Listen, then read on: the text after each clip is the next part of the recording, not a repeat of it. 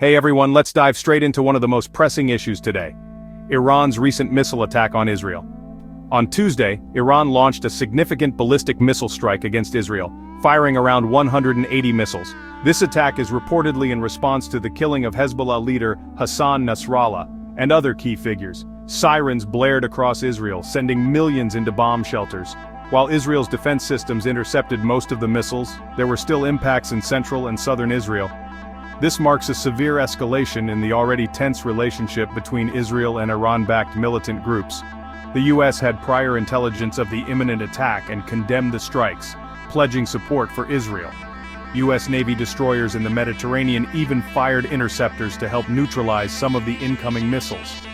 Israeli Prime Minister Benjamin Netanyahu vowed that Iran would pay for its actions, indicating a strong retaliatory stance. The international community is holding its breath, worried this could spiral into a larger regional conflict.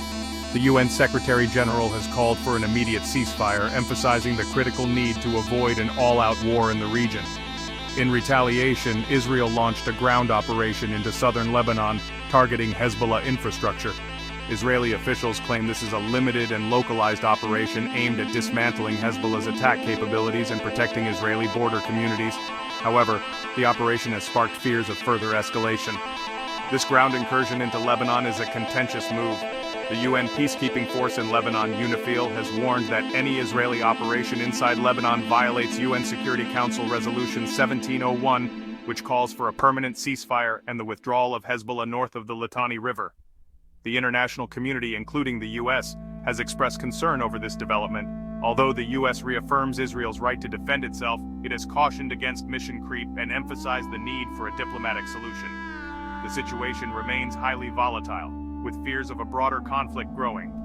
The international response has been swift and stern. The UN Secretary General and various world leaders have called for restraint and a ceasefire.